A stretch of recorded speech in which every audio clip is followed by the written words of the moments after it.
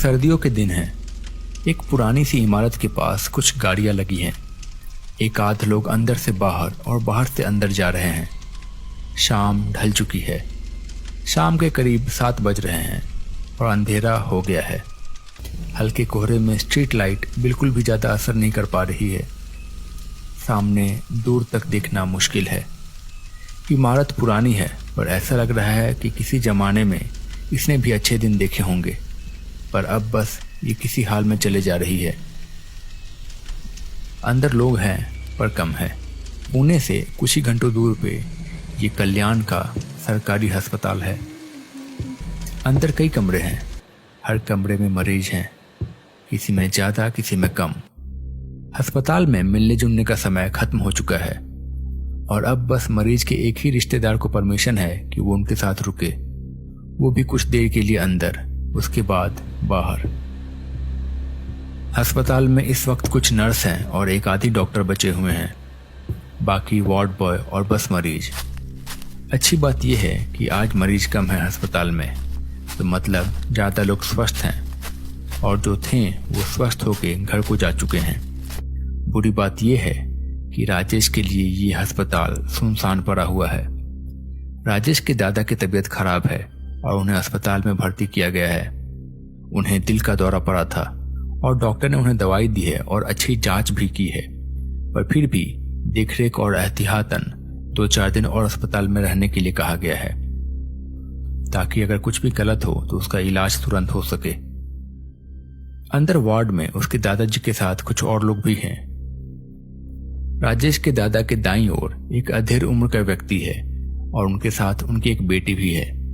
कुछ दिन पहले वो इस अस्पताल में दाखिल हुए थे और अब उनकी तबीयत ठीक है। शायद उन्हें भी 2-3 दिन में अस्पताल से रिलीज कर दिया जाएगा। थोड़ी देर बात करने के बाद जब दादाजी ने खाना खा लिया तो राजेश आके हॉलवे में बैठ गया।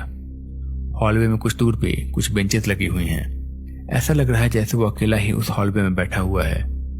बाकी लोग शायद अपने अपने घर चले गए हैं, पर राजेश दूर से आया है तो उसने वहीं रुकना ठीक समझा। रात के करीब 2 बज चुके थे। हर ओर सन्नाटा था। अचानक हॉलवे की लाइट्स बंद होने लगी, कभी जलती कभी बुझती। अचानक से राजेश को हॉलवे में एक बच्चे की हंसने की आवाज सुनाई दी।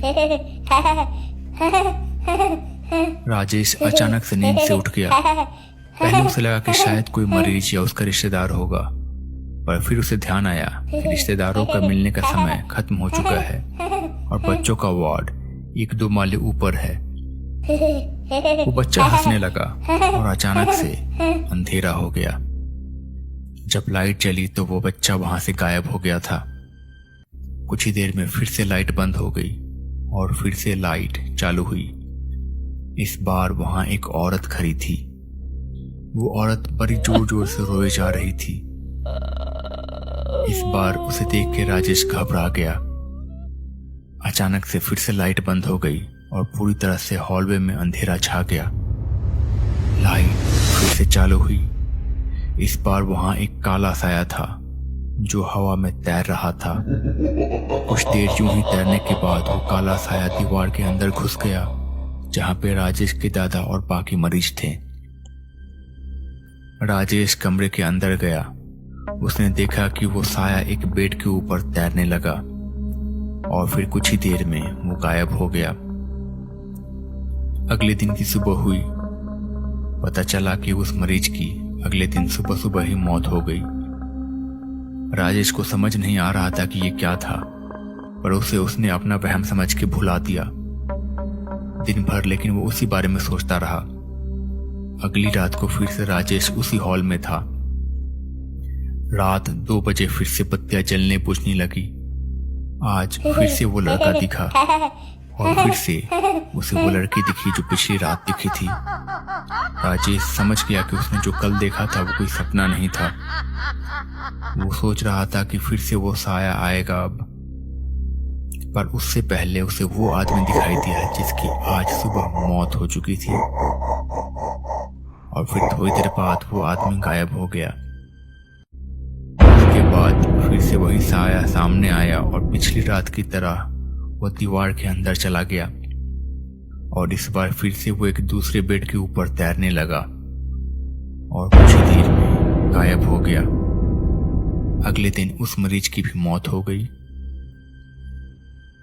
राजेश को समझ आ चुका था कि जब भी कोई मरीज मरने वाला होता है तो वैसे ही वो साया दिखाई देता है और उनके ऊपर तैरता है। और वो दोनों ही मरीज बहुत ज्यादा बीमार थे। राजेश ने ये सब किसी को बताना चाहा और वो किसे बताए उसे समझ नहीं आया, और अगर बताएगा भी तो शायद उसका कोई विश्वास नहीं करेगा, इसलिए राजेश चुप रहा। अगली रात को फिर से वही हुआ। रात को 2 बजते ही लाइट फिर से चालू होनी और बंद होनी शुरू हो गई। पहले वही बच्चा दिखा, फिर वो लड़की, फिर वो पहला आदमी, और अब आज वो आदमी जो आज मर गया था।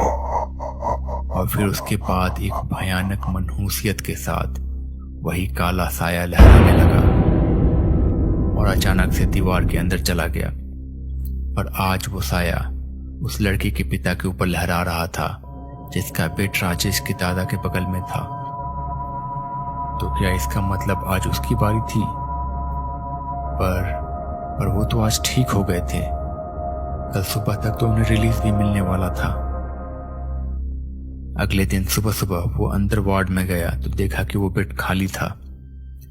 पूछने पे वार्ड बॉय ने बताया कि उस इंसान की सुबह सुबह अचानक तबीयत बिगड़ी और वो चल बसे। राजेश अब सब समझ चुका था कि क्या हो रहा है। राजेश के दादाजी को कल सुबह डिस्चार्ज मिलने वाला था। वो आज की रात हॉलवे में बैठा हुआ था और बस ये प्रार्थना कर रहा था कि बस किसी तरह से आज की रात बीत जाए। बस आज की रात वो साया दादाजी के ऊपर ना जाए, और इसके अलावा वो कुछ और कर भी नहीं सकता था। उस साये को रोकने का ना तो उसे तरीका पता था, ना ही हिम्मत थी उसमें। फिर उसकी आंख लग गई और घड़ी ने फिर से रात के 2 बजा दिए और फिर से बत्तियां जलनी बुझनी शुरू हो गई। पहले वो छोटा लड़का दिखा उसे, और फिर वो लड़की, फिर पहला आदमी, उसके बाद दूसरा आदमी, और फिर उस लड़की के पिता जिनकी आज सुबह मौत हो गई थी। उन्हें देख के राजेश को बहुत बुरा लगा। वो सोच रहा था कि काश वो उन्हें बचा पाता कुछ करके। इतने में वो काला साया फिर से सामने आया और लहराने लगा, और लहराते लहराते वो दीवार के अंदर चला गया। राजेश भी वार्ड के अंदर चला गया। वो मन ही मन ये प्रार्थना कर रहा था कि बस उसके दादा को कुछ ना हो आज वो साया किसी और के ऊपर हो। बस आज की रात बाकी है।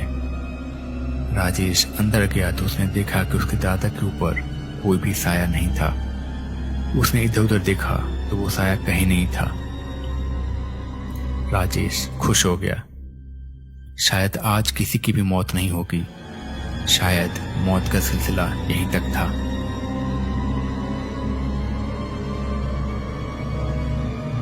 वो साया राजेश के सिर के ऊपर ही मंडरा रहा था। तो दोस्तों, कैसी लगी आपको ये कहानी? अगर आपको ये कहानी पसंद आई है तो प्लीज इस चैनल को सब्सक्राइब कर लीजिए ऐसे और भी वीडियोस देखने के लिए। और अगर अभी तक आपने इस वीडियो को लाइक नहीं किया है तो प्लीज इसे लाइक कर दीजिए। मैं मिलता हूँ बहुत ही जल्द अगली वीडियो के साथ।